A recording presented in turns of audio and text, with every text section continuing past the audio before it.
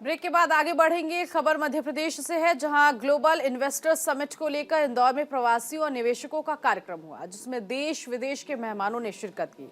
देखिए रिपोर्ट।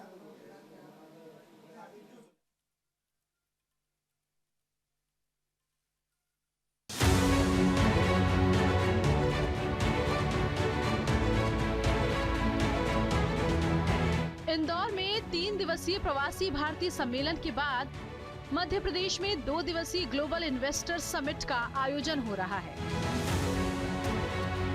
जिसमें प्रवासियों और निवेशकों को लुभाने के लिए मध्य प्रदेश सरकार समेत कई देशों ने अपने स्टॉल लगाए हैं।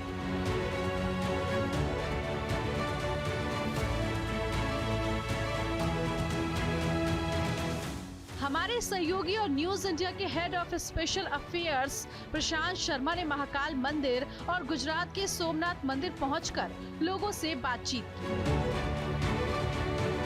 तो हमसे दूर चले गए जो वहाँ बहुत सेटल्ड हैं, जिनको 30 से 40 साल हो गए, वो भी चाहते हैं कि यहाँ हम कुछ करें।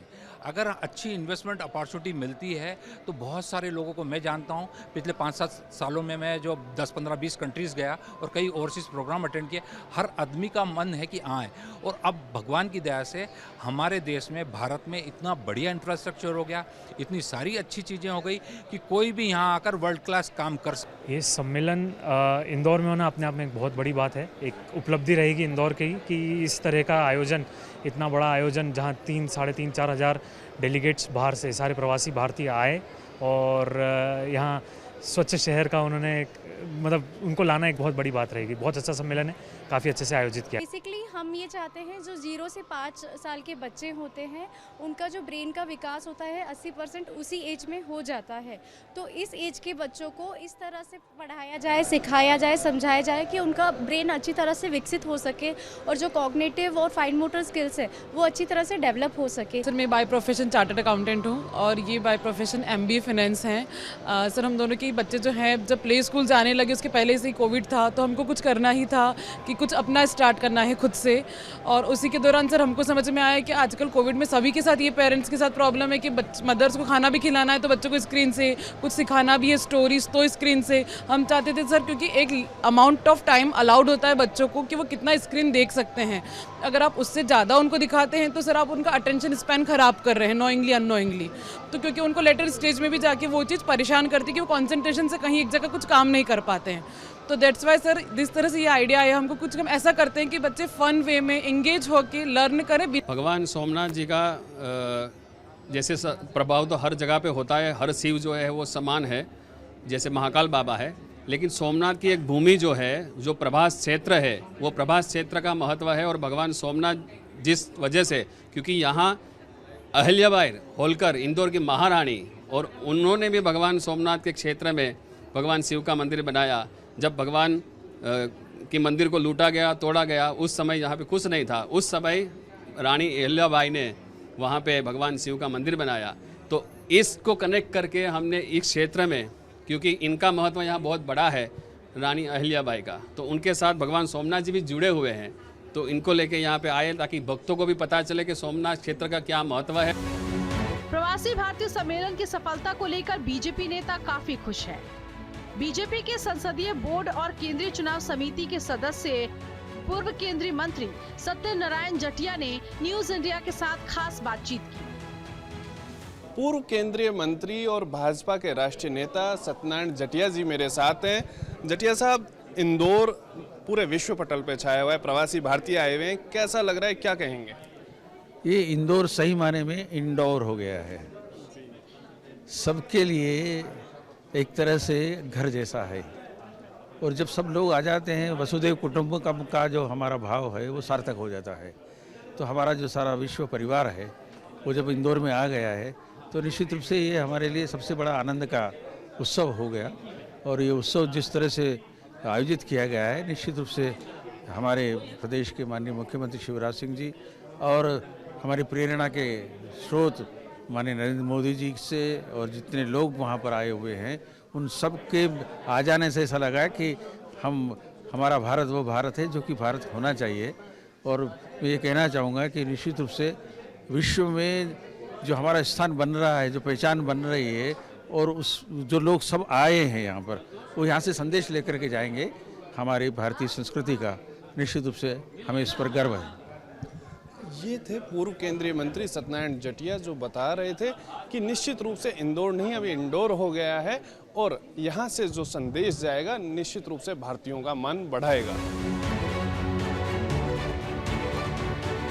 इंदौर में प्रवासी सम्मेलन में आए लोगों को वहां की मिठाई और नमकीन खूब भाई।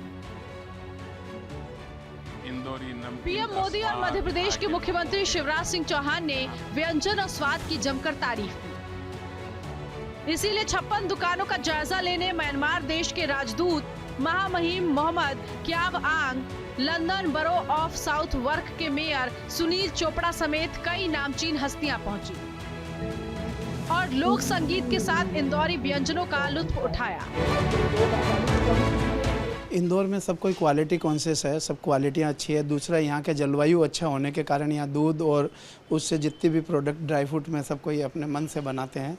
तो ये मिठाई खाने पीने की चीज़ें जो मन से बनाता है उसका एक टेस्ट अलग ही आता है। तो मेरे ख्याल से इंदौर खिलाने के लिए माहिर है, इसीलिए मोदी जी हमेशा याद करते हैं ना। यहाँ फूड और बंगाली के अंदर में एकदम यूनिक आइटम है, सब मिलती रहती है। उसके बाद अभी नया इंदौर में फूड पार्क भी लेके आ रहे हैं जो सेंट्रल गवर्नमेंट से भी अप्रूव्ड है और उसके अंदर में जितनी भी इंडस्ट्री आ रही है फूड से रिलेटेड उन सबको ग्रांट है 35% का, प्लस 100% GST की छूट है, 5 साल तक इनकम टैक्स की छूट है, प्लस इंटरेस्ट में भी 5% के ऊपर जो लगेगा बाईबैक है।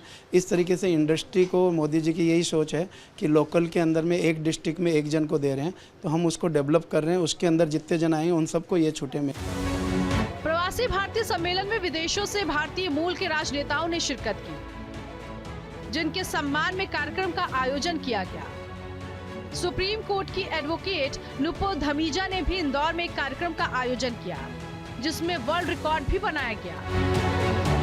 आज जो world book of record London का जो आज कार्यक्रम आयोजित हुआ है उसमें कुछ लोगों को रिकॉर्ड दिया गया है और स्पेशली आज वीरेंद्र शर्मा जी जो कि ब्रिटिश पार्लियामेंट में हैं उनके स्वागत के लिए ये कार्यक्रम रखा गया था। और मुझे भी आज सौभाग्य है मेरा कि वीरेंद्र शर्मा जी जो कि ब्रिटिश पार्लियामेंट में हैं उनके हाथों से आज मेरा लीगल का रिकॉर्ड मेंटेन हुआ है। Nupur latest judgement and legal news update ये एक ऐसा प्लेटफॉर्म है दुनिया का जो कि लीगल की हर चीज़ अवेलेबल कराता है एक ही प्लेटफॉर्म के ऊपर। ऐसा दुनिया में दूसरा कोई प्लेटफॉर्म नहीं हुआ अभी तक और इसके 6 ग्रुप्स चल रहे हैं। हर ग्रुप में 3 लाख से ज़्यादा मेंबर्स हैं और हर चीज़ फ्री ऑफ कॉस्ट होती है। इस खास मौके पर ब्रिटेन की लेबर पार्टी के वरिष्ठ सांसद वीरेंद्र शर्मा से खास बातचीत की गई। ब्रिटेन से सांसद वीरेंद्र शर्मा इंदौर आए हैं, प्रवासी सम्मेलन में आए हैं। आइए उनसे बात करते हैं। सर, आप आए हैं यहाँ, कैसा अनुभव लगा प्रवासी सम्मेलन का और क्या संदेश देंगे? देखिए जी, मेरा फर्स्ट प्रवासी दिवस नहीं था, मैंने पहले भी बहुत से अटेंड किए हैं। मैंने उसमें तब्दीली देखी है, चेंज है उसमें, क्योंकि लोगों का जो माइंडसेट है वो चेंज हुआ है। सरकार का पहले भी था लेकिन लोगों की कोऑपरेशन कम थी। मैंने महसूस किया है कि लोग अब तैयार हैं कोऑपरेट करने के लिए to change the environment, change the climate change, bring the change into the education system. People of India are ready now, are willing to support. ये चेंज मैंने देखी है।